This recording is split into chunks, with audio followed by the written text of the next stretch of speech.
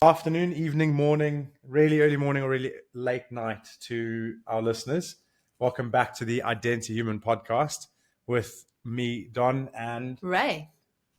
no almond there? No, I've kept the almond out. Okay. I mean, I'm being consistent with that one. Great. And if you're watching the video, then you'll notice that there's a third person that's joined us.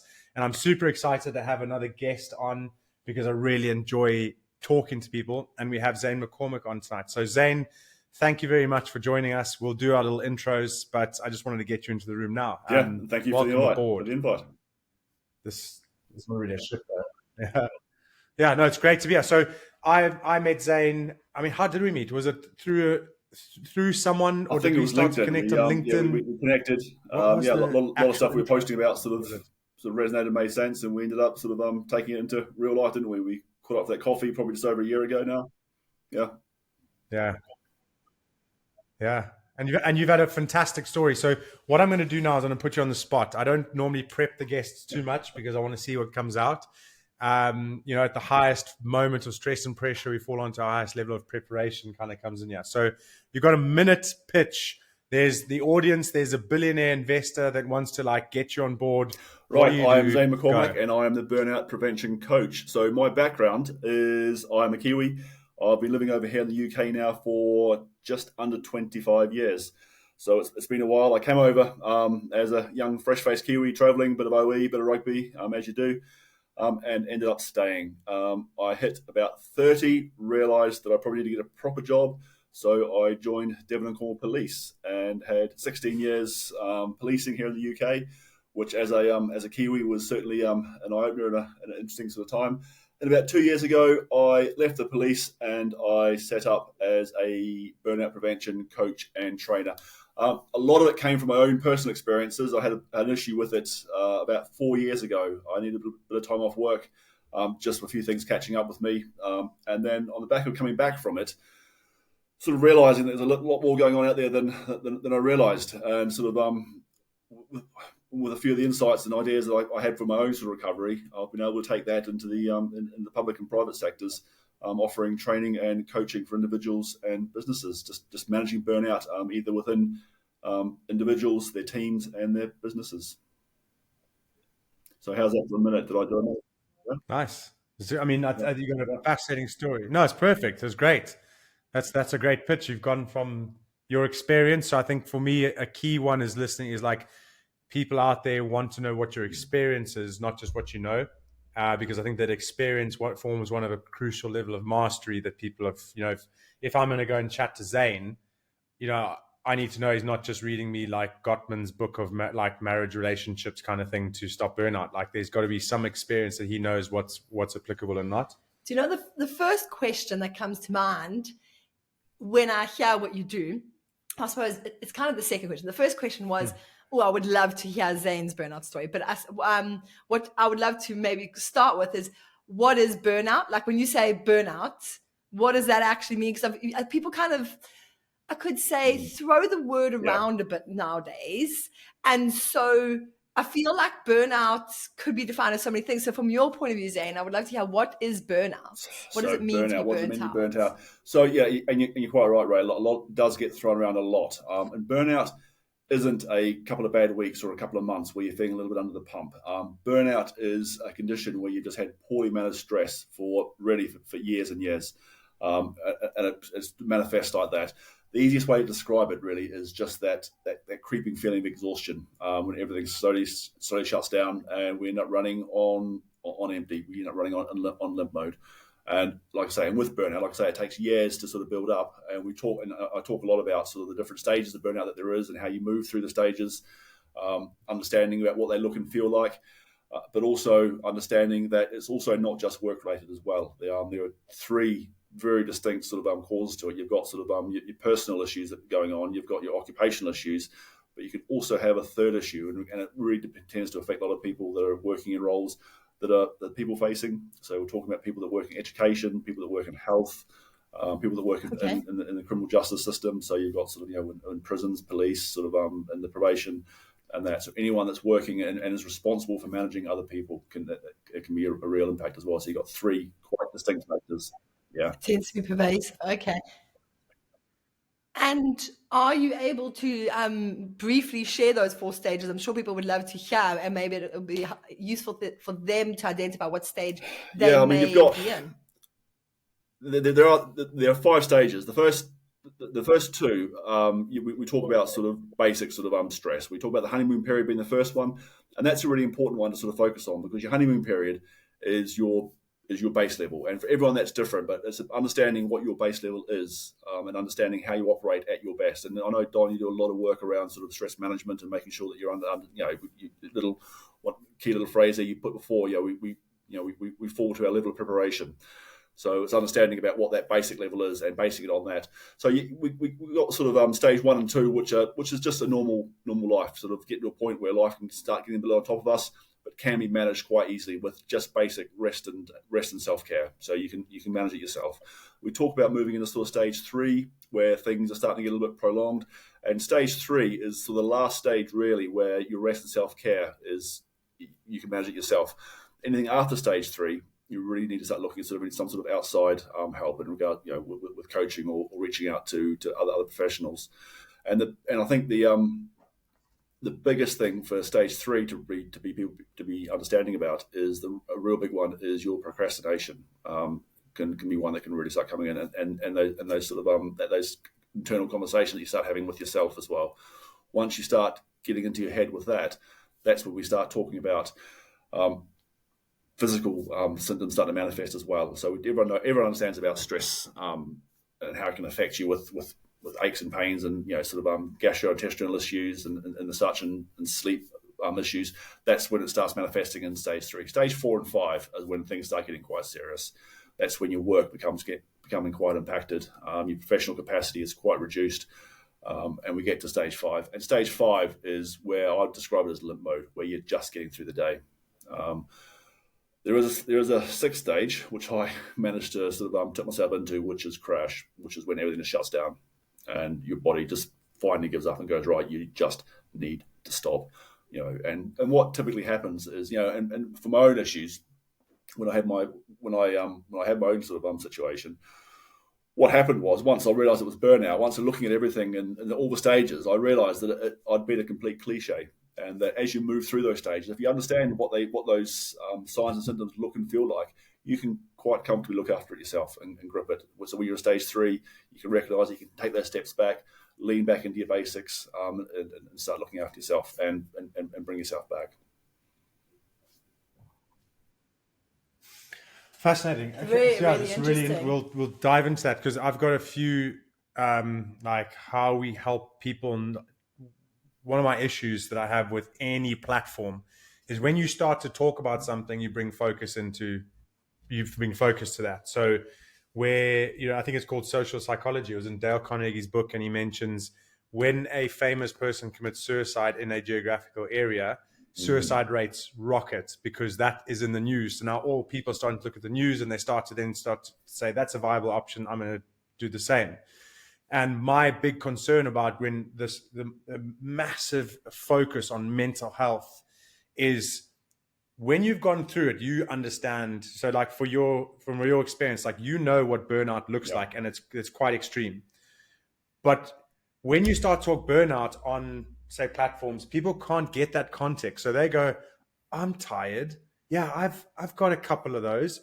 I'm burnt. Am I burnt out? And then they start to go deeper into that hole. And then all of a sudden they bring on burnout, whereas realistically, it might just be everything that you have to go through, which is, in rugby, it's that pre-season where it sucks. Like, you're sore, you're tired, you have to get up at 6 a.m., but you're nowhere near burnt out because you still have stuff in you.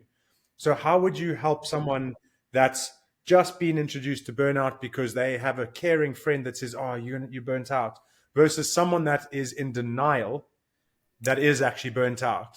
And how do you differentiate the two? And it's so difficult because you need that awareness, so people who are truly going through it are aware of where they may be, but that awareness can trigger people to over self-diagnose. Maybe. Yeah.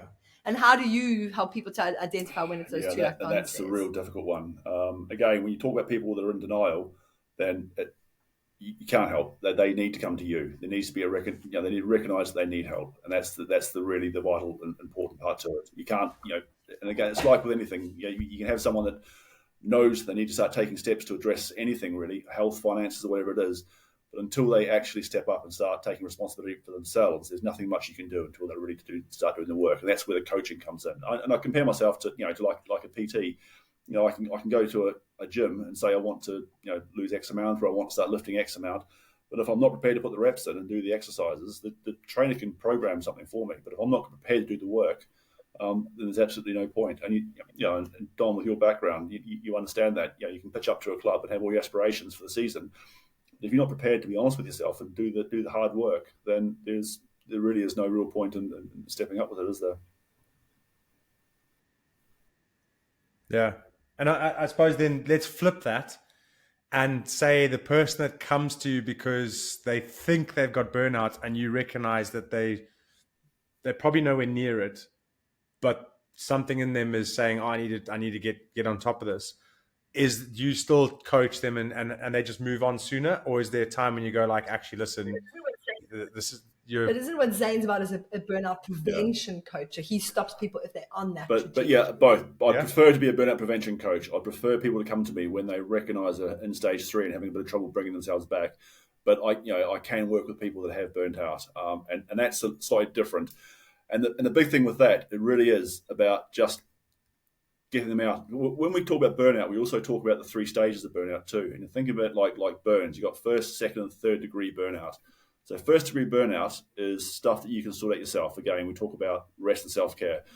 Stage 2 burnout is when you need to start some serious mindset changes to your life and how you're operating. Stage 3 burnout, I would say, is when you're in stage 5 where you've crashed, and that's when we need to start looking at sort of actual physical changes to your life as well, making some big changes, whether it's how you're operating, what you're doing.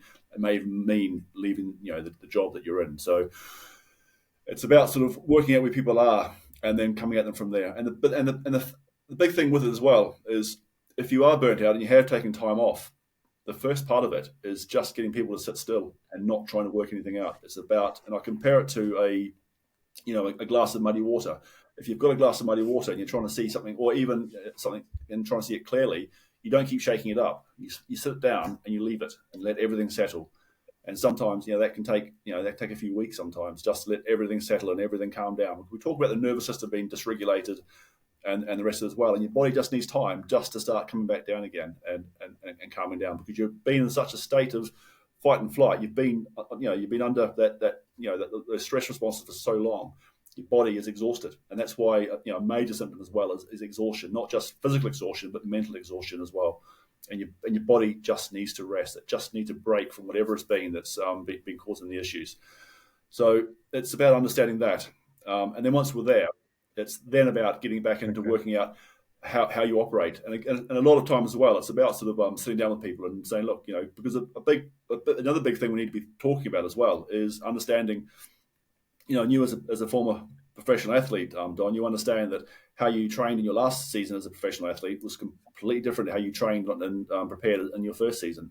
So we talk about what drives us in our 20s, breaks us in our 40s. We can't be. Well, you could tell our S&C guy that he kept at the same level. But anyone that's.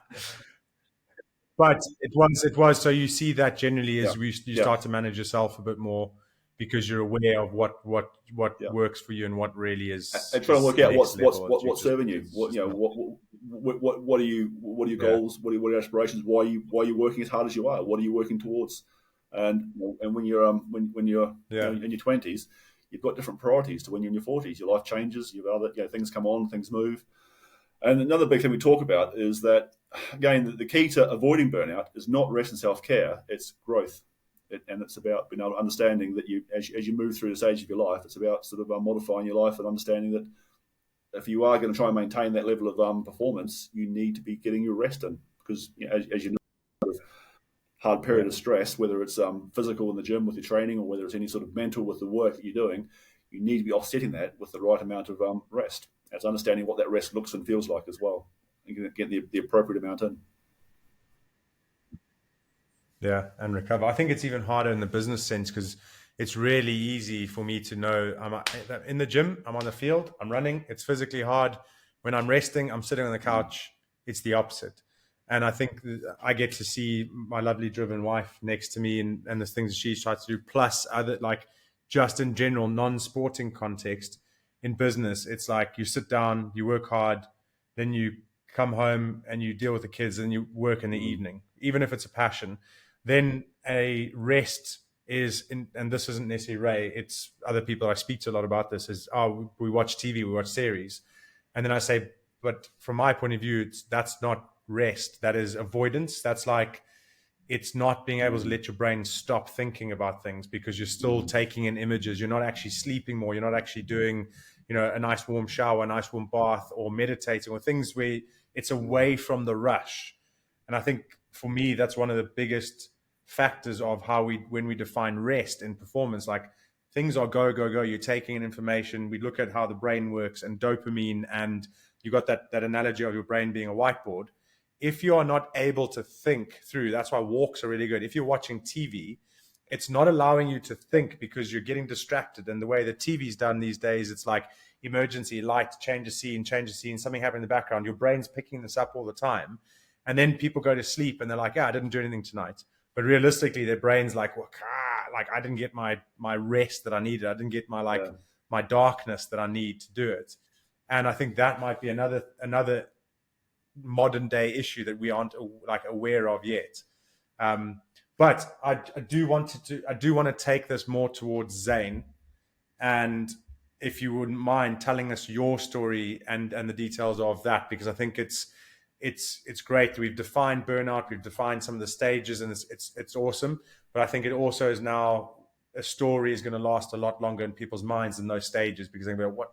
So would you mind telling us your story of like how you... Yeah, so my experience goes back to 2020, which was a big year for everyone. And everyone talks about lockdown, but the reality is when we hit lockdown, I was already locked down. I'd just been signed off, and I was sat on my sofa, and then a day later, the country went into lockdown.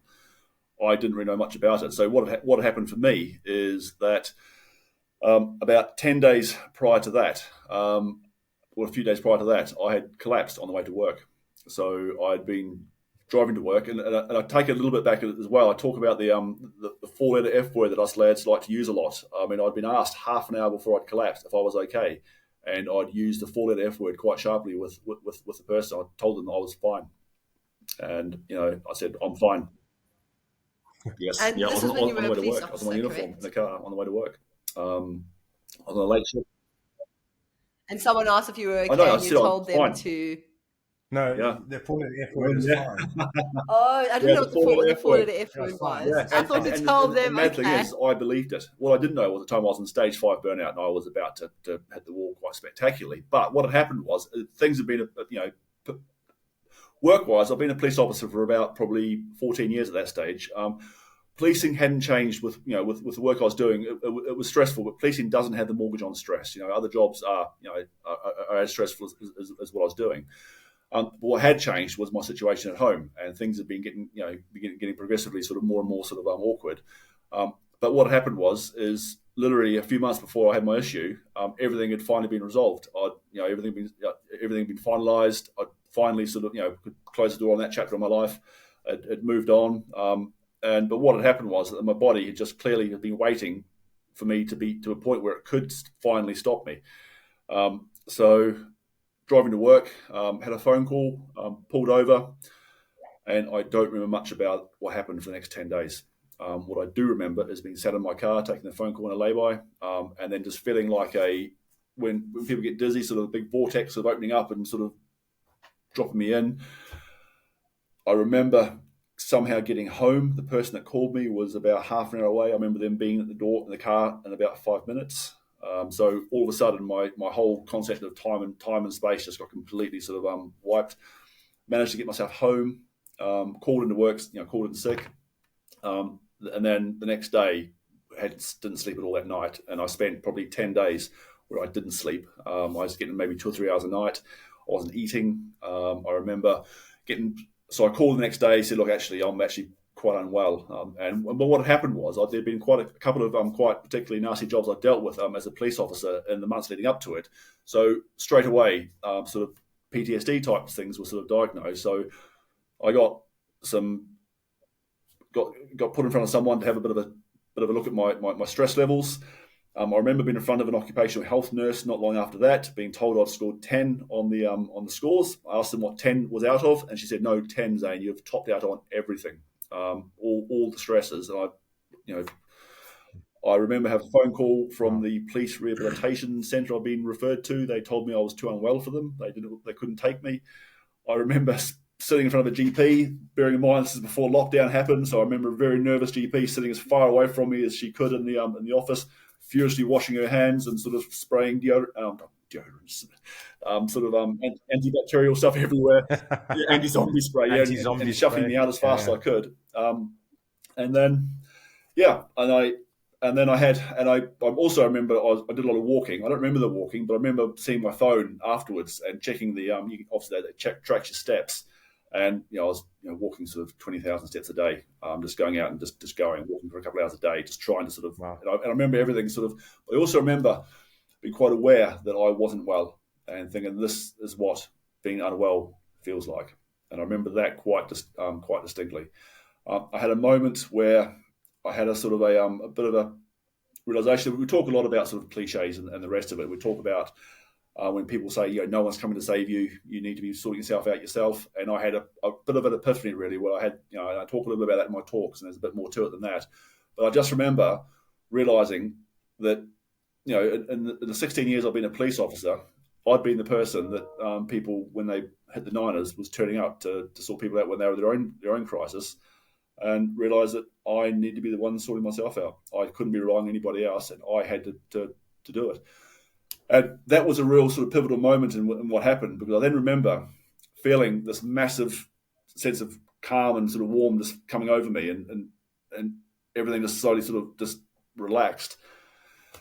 And I talk a little bit about that scene in Predator, the movie Predator with Schwarzenegger, when when he's lying in the jungle and he's in the mud and the predator's looking at him, and the predator's going through the all the things, infrared and black and white, and I remember everything all of a sudden feeling like it had gone from black and white and fuzzy to HD and just crystal clear, and realizing exactly right, what was that?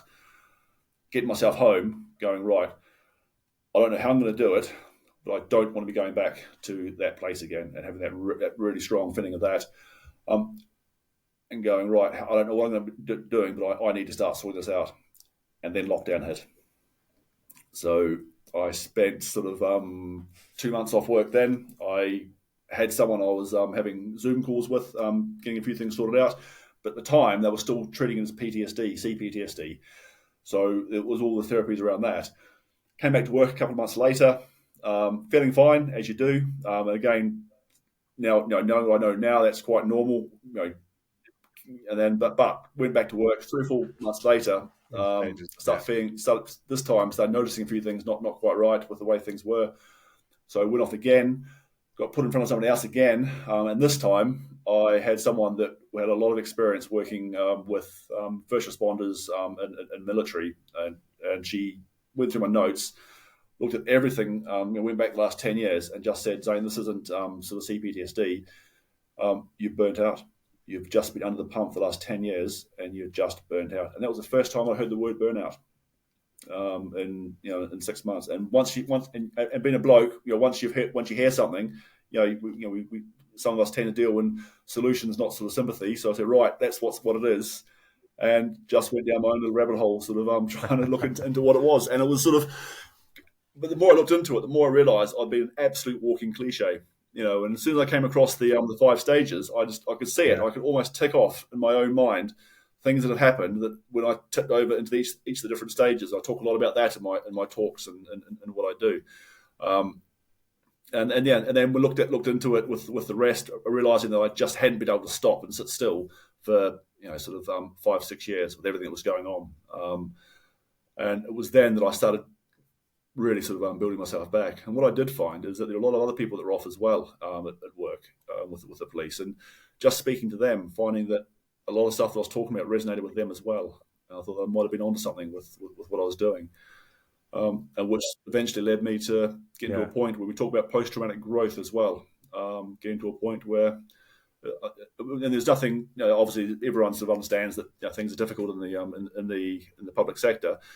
But it was more a case of it was just time for me to move on, and this is where I found myself.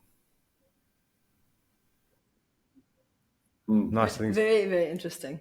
Fascinating. Any questions at the back of that? Yeah. I've got a few comments, but I'll let you go. No, so I think it's fascinating to see that, like, for me, that zone in on that moment of realization where everything became clear. It was, I know you said there's more aspects to it, but it was the 3 circles of control thing comes up for me. There's like things you can't control, things you can influence, and things you can control. And you can realistically, if you can hone in on what can you control in life, it's you. And you said that when you said, "Oh, no one's coming to save you," I was like, "Oh, I've said that a few times. Is it a bad thing?" And you're like, "That thing really helped me." And I was like, "Oh, thank goodness I'm on the right track here," because I don't want to be the kind of stuff that we say is leading people into more burnout because we say you've got to do it on your own. But realistically, I think that sounds like quite an empowering moment. It really was. And just, like I say, just taking responsibility for it and getting on. And you talk about the the spheres of control, and what I've developed over the last couple of years is my 5 health pillars. And we talk a lot about when I'm dealing with people who've got issues at work, and I'm going to stress that we talk about what you can and you can't control, and a lot of things at work you can't control, especially within policing, which is what I know, with pressures, with demand, with workloads, with how the forces are structured. You can't control that, but what you can do is control what you're doing and how you are away from the job. And that sort of really tips over into a lot of what you do, Don, around resilience. And it's about, and I want to compare it to is the sporting context. Pre-seasons, you do the hard work, you lay those you lay those base fitness levels down, so that when you're under the pump in those matches, you can sort of draw on those reserves. When you're hanging, you can find something. And I talk about making sure that you're doing them as much as you can yourself. In regards to, and I talk a lot about how you're moving, what you're consuming, how you're resting, your connections, and your boundaries. And if you can get those 5 as strong as you can, and making sure that you're focusing on those, what that does is it builds your base for your resilience, so that when you are dealing with stress at work, we talk about resilience not being about stoically standing there and taking the shots. It's about how you respond to how you respond to what's coming, and how you bounce back, and how you move forward with it. And by getting those 5 pillars in place, it makes it builds your resilience, so you're a lot more able to cope with those with whatever it is that life's designed to throw at you. Yeah, I mean, I was talking to someone, was it Tuesday, on Monday, about pillars, and it's not in isolation. It's recognizing that, like, pillars are intertwined. So you can't have 4 of your 5 pillars fine and 1 not fine and think that you're in a great space. It's about understanding that they are intertwined for a reason, and it's about keeping that balance between all of them and not having one really strong pillar and then the other one not being and going, it's fine, I'm compensating. So the one that I wanted to really tap into with what you said there was the connections, because I feel like people can, when you start to, and I really recognize some of this, is when you really focus in on a goal, like we're trying to go to the business, the first thing that you're told to cut out is those extra connections, the meetings you shouldn't say no, you should say no to, the people that aren't serving exactly what you need to, right? So in a vacuum, great advice, because it's like, stop wasting your precious time on that. But if you were to take how serious your connections pillar is, a lot of those can be friends, it can be acquaintances. Like if I'm going for a coffee with Zane and Ray doesn't know Zane, Ray goes, what's Zane going to serve your purpose? I'm like, I don't know. You never know what might come out. It might just be a good coffee. It might be a good connection. But if I'm taking Ray's advice or a business friend's advice, I go, yeah, I'm going to cut that meeting out. And you do 10 of those in 2 months, and you stop connecting with people, that pillar starts to drop down. And I think for me, it's one of those I've noticed is if you can keep those pillars up at a certain level, there's that resilience will stay at a certain height. So you might start to like buckle on your health a little bit, but then you connect with someone and they get you back on track. And I think like we always learn about like how important the connection it really is, especially with doing what we're doing. I mean, you've come from a team sport where every day you're going into the office, and the office for you was 40 other rugby players, and you're in the gym, you're in that environment. And for me, it was going to a police station and interacting with all my colleagues, and so and two quite tight knit sort of groups of people, probably a lot different to a regular. And going from that to what we're doing now, sort of not having that day to day. So sometimes you just need to force yourself out and into those social interactions. But it's also about maintaining your the ones that you've got as well, and making sure you're not letting those slip as well. And we talk about the whole idea around psychological safety as well. I mean, we're effectively herd animals. We're hardwired to seek out those social connections, and it's when we have those conversations with our loved ones. And a lot of times, when you're with your partner or with your best friend or your mate and you're bantering, you have the same conversations. You'll talk about the same stuff. You'll banter about the same stuff, and what that's doing is just reinforcing those neuro pathways that deal with keeping you safe and understanding that you're in friends, you're safe. Yeah. And I want to add in there, I know that there'll be some people that listen to me like, well, I'm an introvert. That's not true.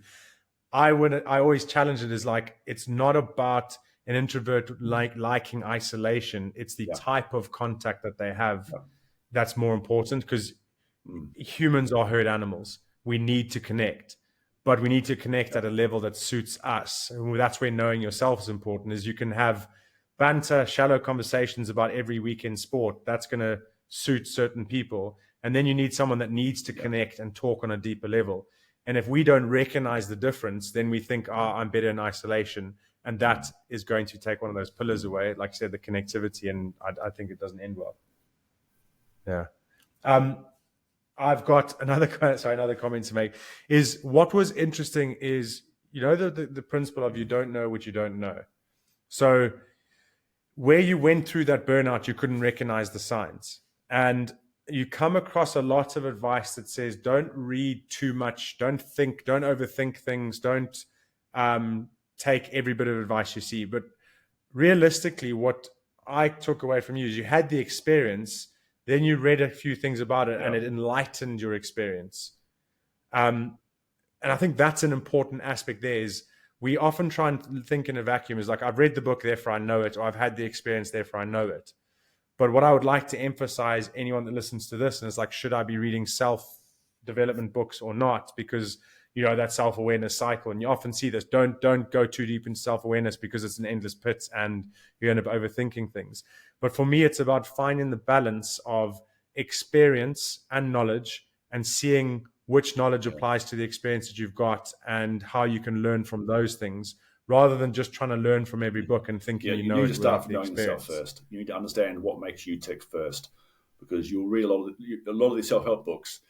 It's about how they help themselves, and a lot of it is sort of geared towards sort of what they're doing. And you can find, and if you read enough, you'll find books that contradict each other, themselves with what they're talking about. So the first thing I really do with anyone that I work with is we sit down. We really delve down into what makes them tick, who they are, what they're about, their values. And from there, and then once you've got that nailed down, then everything else can start flowing from that. Nice. Okay. Do you want to do a random pick of one of the questions we've got there? No, what I can add to what you guys were talking about now is what really resonated with me from what Zane spoken so far, I mean, other than your story, is this idea that in order to avoid burnout, or to live a life that you're not going to go towards burnout, that is firstly needs to be bespoke to each person. But also what really resonated with me is that that's going to change through your years of life. Like what it looks like in your 20s versus 30s versus 40s. And it's like realizing that, because if you keep going back to what worked for you, like I'm mid-30s now, if I'll keep going back to what worked for me in my 20s, it's not going to work. And I also think about, like, I worked when the first few years of building my business, and so as I approached like my early 30s, worked myself to the point where I started living with anxiety. My heart was always racing, like I was going through that. And so obviously as I've gone through that experience, yes, I have those experiences to lean on to identify where my body's, or when I'm pushing myself too hard and I'm getting back into that space. But it's weird how you have these like distinct memories. I have this distinct memory of at university filling out a questionnaire on rating yourself out of 10 on whether you stressed. It was probably for like a health insurance or something. And I was just like listening, looking at these questions. I don't even remember the specific questions, but I know that as I worked through these questions, I was like on a scale of 1 to 10, 10 being like a stressed or whatever.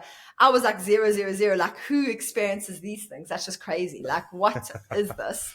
And when I was like at my most stressed, where I like was just living with this like constant heart palpitations and just mind racing all the time, and like really like what you would define as anxiety, I remember I saw a questionnaire again, or I thought back to that, and I was like, oh my goodness, like I am now not those zeros. I am now like a 5 to 10 on all of these. And it's like, it was so crazy, real, and almost having that awareness is like, and I would have, if anyone had asked me, I would have said I'm fine.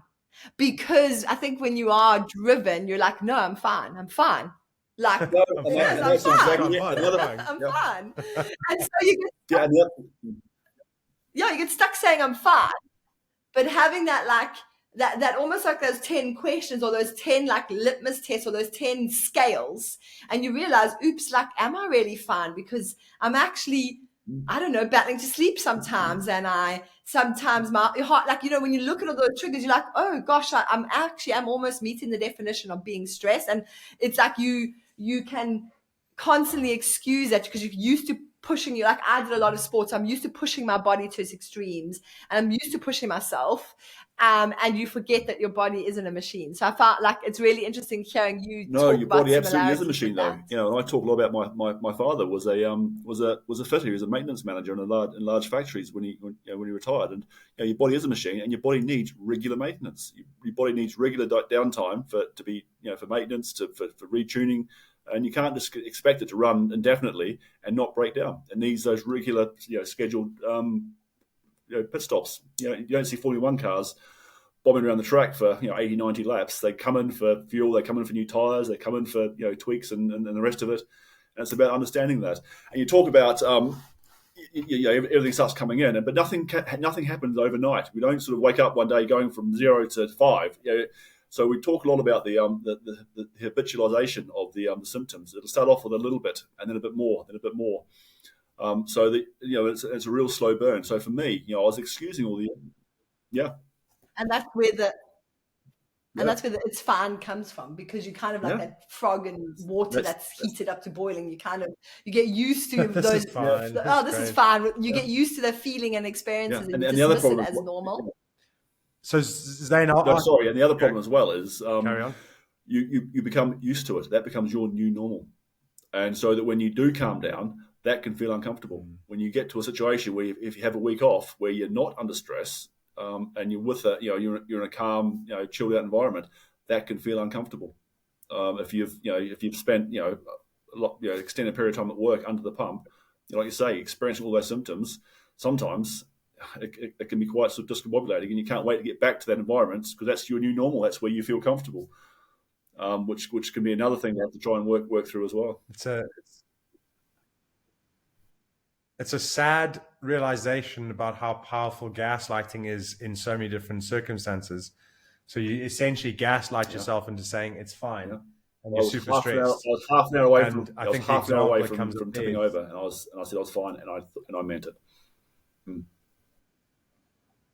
Yeah, it's crazy, isn't it? And like they say, the example with kids is a punished kid, when in an environment that they're not getting punished, thinks that something's wrong because they want to be punished, because they're so used to that as being their like what they think love is, because they get gaslit into thinking it. So if you think we've got people around us and you're stressed and you say you're fine, you're gaslighting yourself into going, I'm fine. But one really big theme I've come across lately, I love, is like nature doesn't lie, and your biology won't lie. So if your heart's racing and you've got the rashes coming up and you're not sleeping and you're saying I'm fine, that's like when you say recognize the symptoms, your body will tell you long before you will admit that things are not going right.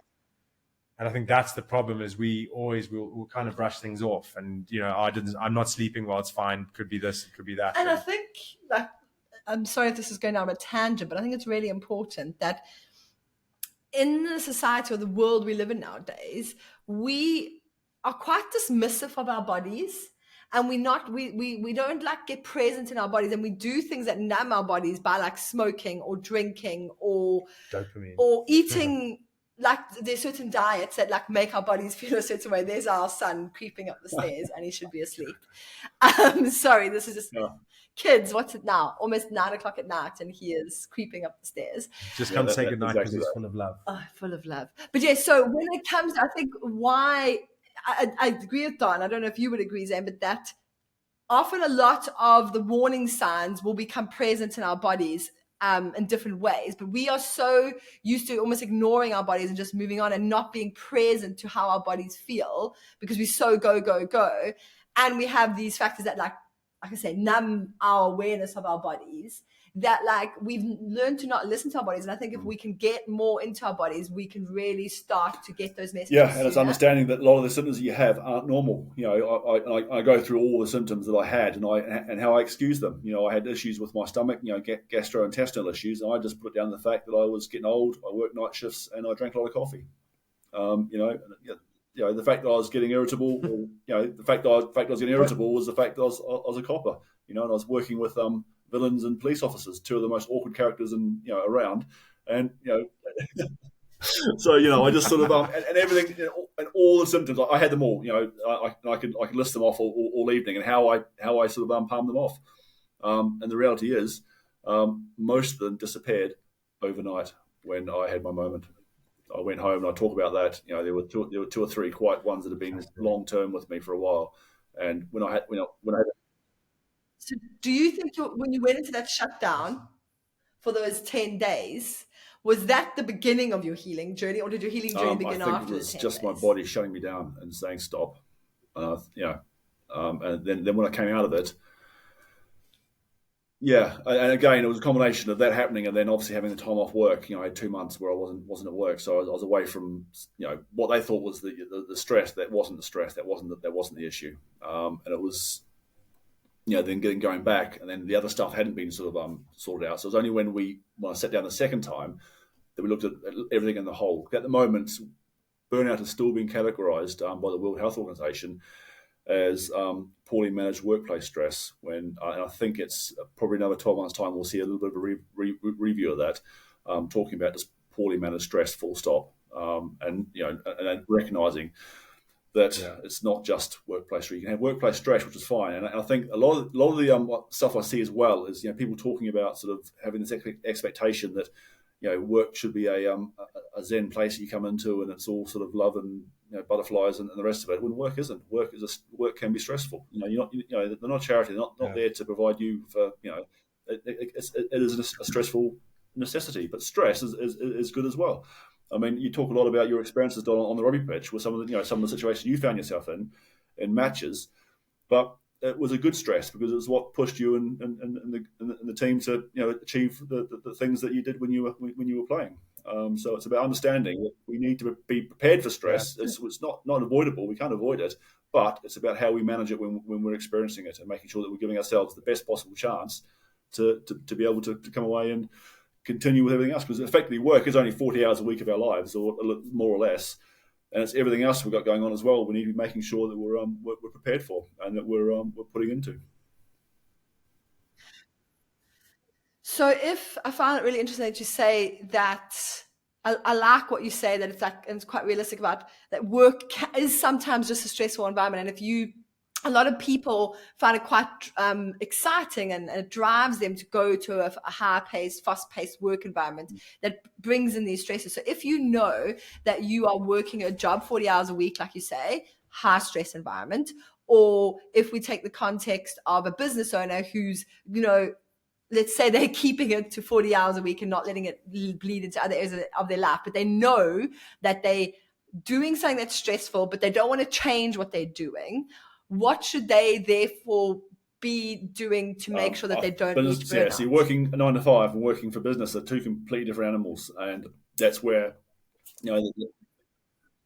Okay, so let's start with the 9 to 5 then. 9 to 5, you're in a high stress job and you're not going to change it. Really start looking at boundaries, what should making we be sure doing? that we're getting some shutdown routines in place for when you're leaving, so that when you are leaving, you're leaving work there. So you're at work for the 8-9 hours a day, but when you leave, when you come home, you're not dragging it home with you. And I do a lot of sort of work around making sure that we can put in some shutdown boundaries around that. So when we're coming home, you're then present with your family, or you're present with the activities that you'd normally use to recharge yourself with. Whether it's something you do on the weekend with your friends, whether you play sport, and making sure that those activities are giving you the best possible chance to rest, because rest isn't about laying on the sofa and sleeping. I mean, we talk about the 7 types of rest, and sleep is only half of the first type. There's all the other types as well, about being able to shut off, having other stuff going on in your life that's fulfilling, and making sure that's happening. So it is about managing that and the time that you're away, and making sure that the work stuff isn't impacting on the rest of your life. Okay. And this is my last question. No, one of our, Don and I, with our Identity Human, our main group that we focus on is business owners who are also parents to young kids.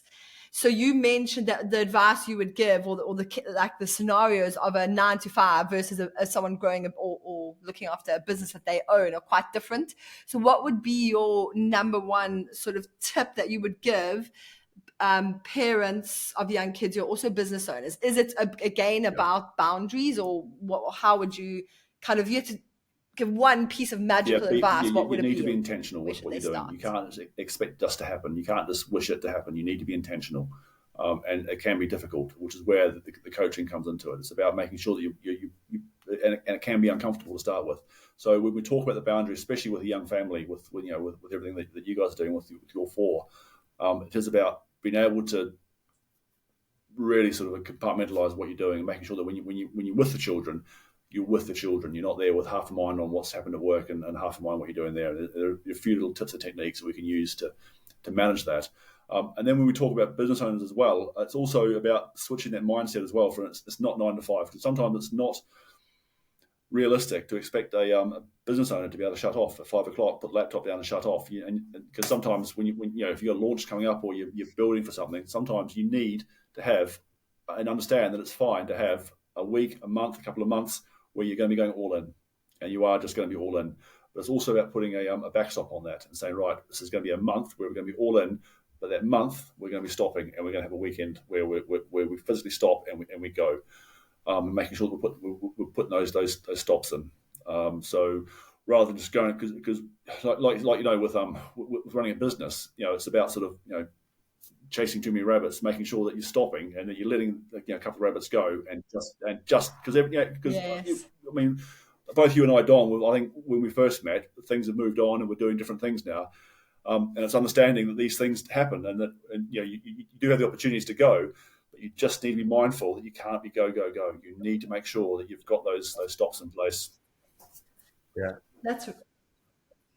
that's really useful advice, and actually it kind of links up to something that Don and I have discussed often, where when we talk about how we can help parents of young kids who are also business owners, I've said, oh, we can help you so you're not working evenings or weekends. And Don's like, he doesn't feel like that is, what's the word, like authentic or has integrity, because we work evenings, but when we need to, especially when we're like growing one of our, like whenever we're growing a new business, it tends to be the new business that is the evening work.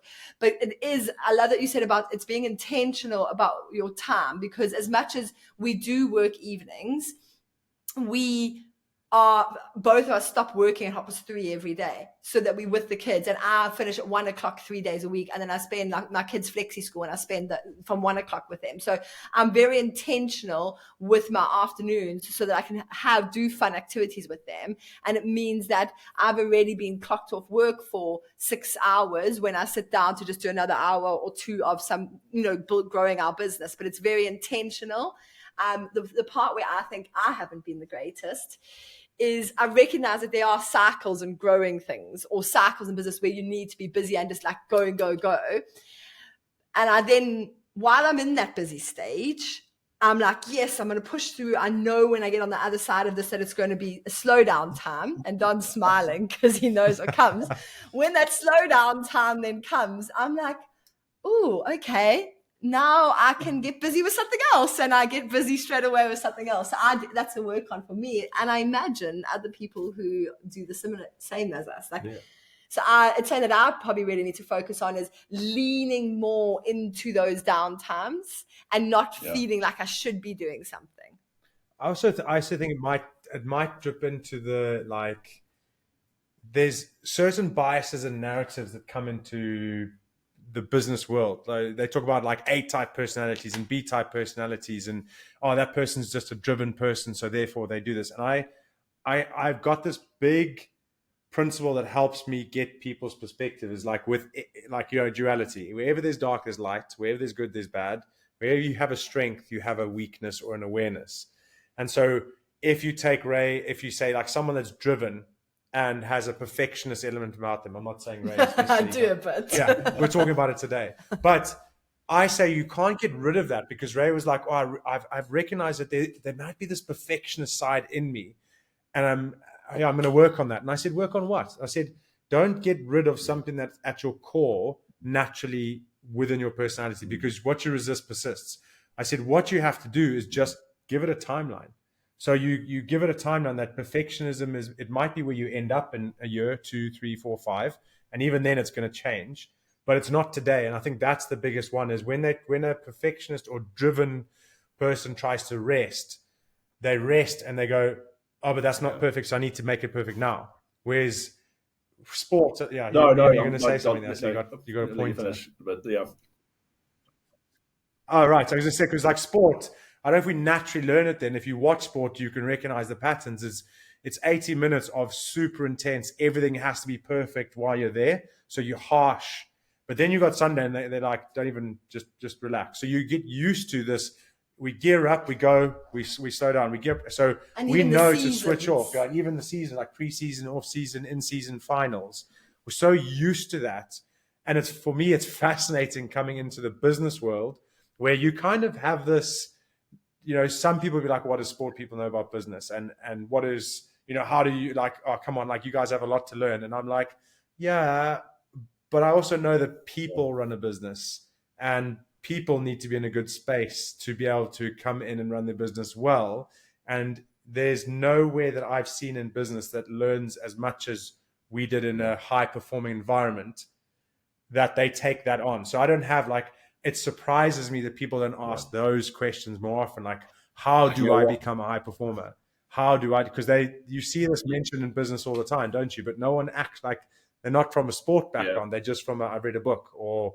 And the biggest lesson that I think business can take from sport is that idea about peaking. You don't see you talk about running a professional sports squad, whether it's football, rugby, American football. You won't have the same player starting week after week after week after week. You'll have 2 or 3 people in that position that they'll rotate them out. You'll get to and it's again understanding that we're not designed as humans to work 40 hours a week. 50 weeks a year and continuously. We're designed to peak, come down, to peak, come business, down, and to have a workforce, to expect them to turn up every day, every week, and be giving 100% every week is unrealistic. Humans are not designed to operate like that, and humans are designed to operate how professional sports people operate. You won't see. I'm trying to think of it. Yeah, no, you talk. Okay, you look at anyone that's when you're giving your program at the beginning of the season, Don. I mean, I know what was interesting when Exeter went up. They talked about what they did. They sort of he got Rob got to January and realised he had a long slog and it was going to be a bit of a battle at the end of the year, a real arm wrestle with he projected it was going to be Bristol arm wrestle with. So he stepped off the training and went back in the gym and did some heavy weights and banged up at the strength. And all the other teams were thrashing themselves in contact drills all the week.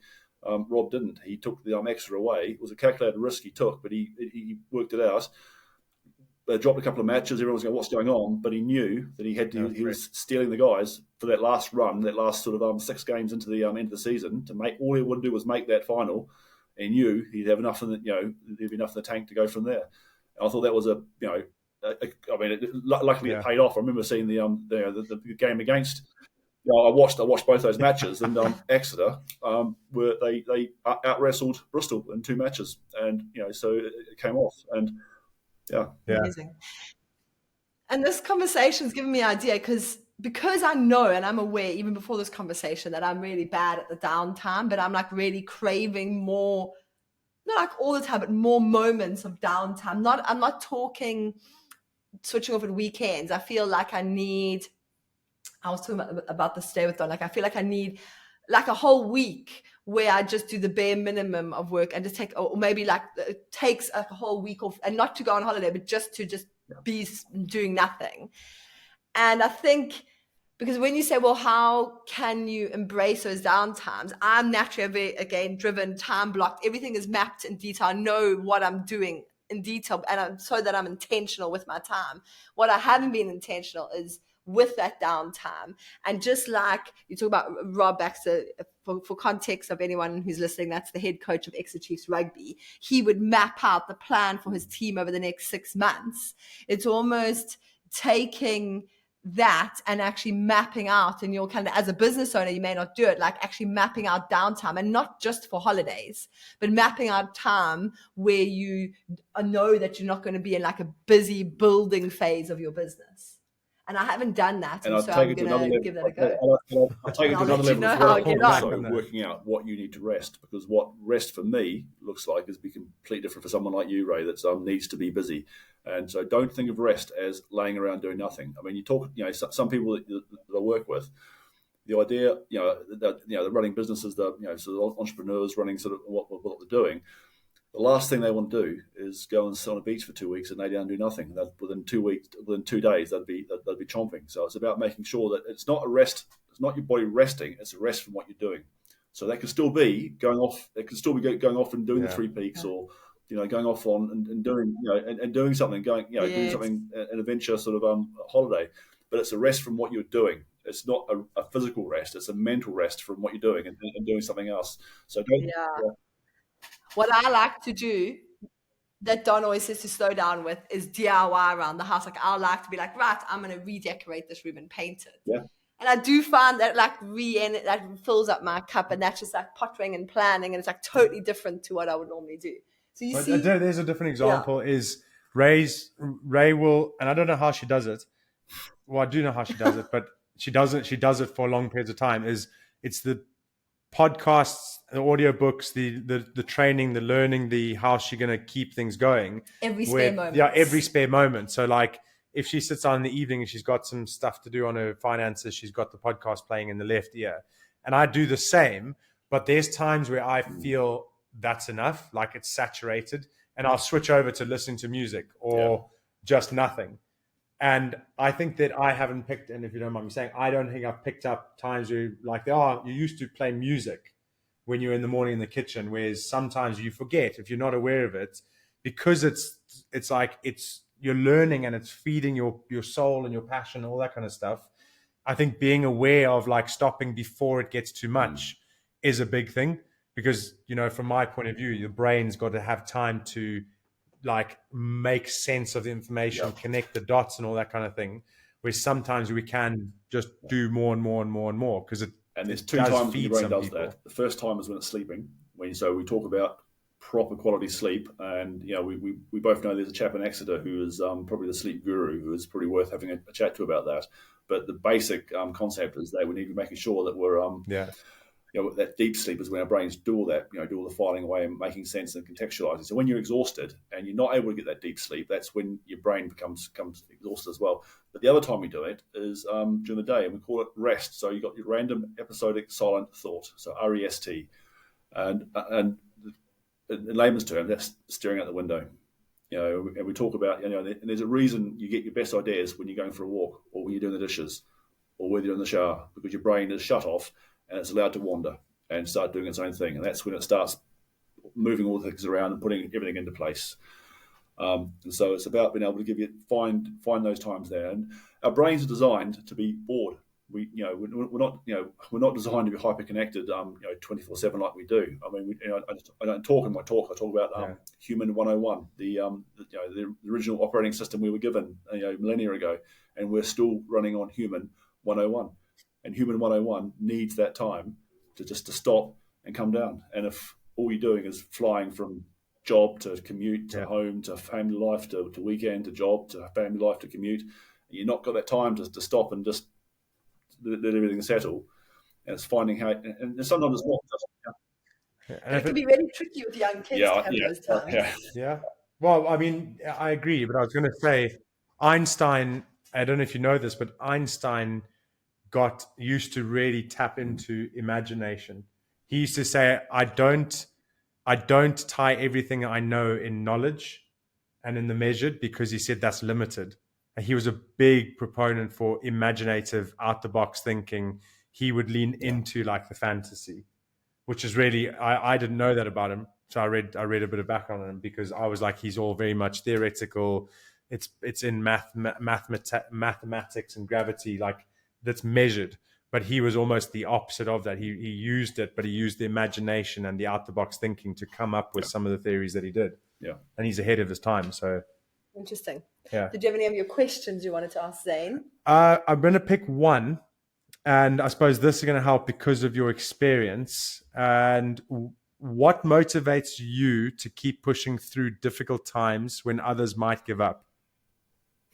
Just understanding everything's temporary. Nothing's permanent. As long as you keep moving, So I want to take you back. Sorry. And I want to not now. I want to take you back to in those moments where you were saying the F word over and over again, and you then crashed, and you had that, but there would have been something that motivated you to keep going, because there are others that would have lain on the couch for months and months and just booked off sick, but you bounced back relatively quickly through that. So what can you identify that kept you going? Do you think that's an innate thing that you've got? Was it something else, or is it something that you haven't actually thought about? Yeah, it's something I have thought about, because you do want to sort of really sort of work out what it was that like I say got me up and got me moving. I think a big part of it was like you guys have touched on tonight. I'm a parent. I've got 2 children, and and anyone that's got kids understands that just stepping off the grind for a month isn't an option. You don't have that option, so you need to sort of to find solutions for what you're doing. I think. My background being a Kiwi, coming from a reasonably rural area, you probably appreciate yourself, Don, with your background as well, with where you're from. You understand that we're from probably a little bit more self-reliant with finding solutions to problems. I grew up. I don't remember my parents having to entertain me when I was growing up. I had a farm to play on. I had all the stuff there to work out. Most of the sports that I did were off on my own back. I got myself down to the rugby club, got myself down to the rowing club, the surf lifesaving, everything that went with it. It was me sort of pushing for that. So I think I've always been that way inclined in regards to just getting on with it, not waiting for someone to come along and help me up and show me what to do. Really about working out for myself. But again, I think the first one really is the kids. I didn't have the maybe if I didn't, I may have taken another month and just sat around, sort of bit of navel gazing, sort of trying to work it out. But sometimes you don't have that option. Yeah. Okay, great. Any other questions from you, Ray? No, I think it's been really interesting. Yeah. Zane, thank you very much. I really appreciate you coming on. I think there's going to be some people listening to this that are going to be hopefully, coming your way or just asking for a bit more. Where can they find you? Where can they find you? At the moment, the website should be back up again in another week or so. Fingers crossed with that. But LinkedIn and a little bit on Instagram. But luckily, my mother was a little bit foresighted when she named me back in the 70s. So Zane McCormack, I'm very, very searchable. So yeah, but LinkedIn is where most of my work is at the moment. So yeah. Yes, if you pop us any links up to your LinkedIn or your website, we can put it in the show notes so that people can click on it and they can find you if they want to kind of reach out. And Fantastic. It'll be zanemccormack.com. Okay. Yeah. Oh, nice. Yeah, no one had it on website. I like it. Okay. No one had it. Hey? So yeah, that was quite a little surprise actually when I checked that. Yeah. Interesting. You got it. Same way that no one had identityhuman.com. I was shocked, but yeah, there it is. So Zane, thank you very much. So to everyone that's listening, we appreciate your feedback, your thoughts. If you want to get Zane on for another one with specific questions, I'm sure he'll be open to it. And we'll probably sign off the same way we do every week by saying, I'll look after me for you and you look after you for me. Fantastic. Thanks very much for listening. Okay. Thanks guys. Cheers. Right, thanks, Zane. I appreciate your time. Yeah, that's it was great taking